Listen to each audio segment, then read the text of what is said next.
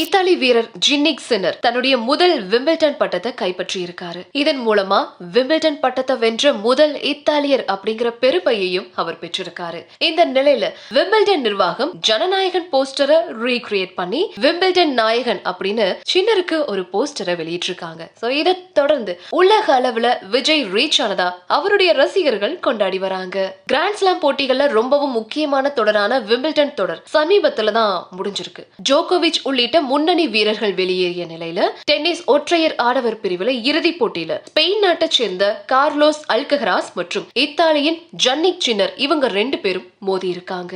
ரொம்பவும் பரபரப்பா நடந்த இந்த ஆட்டத்துல 4-6, 6-4, 6-4, 6-4 அப்படின்ற செட் கணக்குல ஜன்னிக் சின்னர் கார்லஸ் அல்கஹராஸ வீழ்த்தினாரு. இதன் மூலமா அவர் முதலா விம்பிள்டன் பட்டத்தை வென்றிருக்காரு. அது மட்டும் இல்லாம விம்பிள்டன் பட்டத்தை வென்ற முதல் இத்தாலிய வீரர் அப்படிங்கிற பெருமையோட இது அவருடைய 4வது கிராண்ட்ஸ்லாம் பட்டம்னு சொல்லலாம். சோ இந்த நிலையில தான் ஜானிக் சின்னருக்கு உலக அளவுல வாழ்த்து குவிஞ்சிட்டு இருக்கு. அந்த வகையில விம்பிள்டன் நிர்வாகமும் சின்னருக்கு வாழ்த்து தெரிவிச்சிருக்கு. குறிப்பா நடிகர் விஜய் நடிச்சிருக்கிற ஜனநாயகன் படத்துடைய ஃபர்ஸ்ட் லுக் போஸ்டரை போலவே இவருக்கும் போஸ்டரை வெளியிட்டிருக்காங்க. அந்த வேன் மேல விஜய் ஏறி செல்ஃபி எடுக்கிற மாதிரி தான் அந்த போட்டோ இருக்கும் இல்லையா? சோ ஜானிக் சின்னரும் புகைப்படம் எடுக்கிற மாதிரி மாற்றி இருக்காங்க. இதனால விஜய் ரசிகர்கள் பயங்கர உற்சாகத்துல இருக்காங்க. மேலும் இந்த புகைப்படத்துடைய ஒரிஜினல் போட்டோ எது அப்படின்னு இணையத்துல பலரும் தேடி வரதால ஜனநாயகன் படத்துல உள்ள கலவுல இலவசமா விளம்பரம் கிடைச்சிருக்கு. இதனால உலக அளவுல நம்ம தளபதி ஃபேமஸ் ஆகி இருக்கிறதாவும் படத்திற்கான எதிர்பார்ப்பு அதிகமாகி இருக்கிறதாவும் விஜய் ரசிகர்கள் சோசியல் மீடியால கொண்டாடிட்டு இருக்காங்க.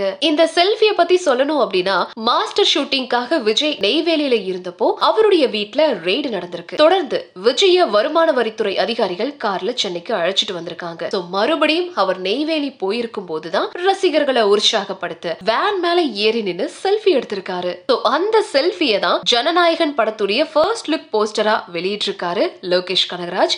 இப்போ அதே செல்ஃபியை வச்சு விம்பிள்டன் நிர்வாகமும் அதை ரீகிரியேட் பண்ணிருக்காங்க.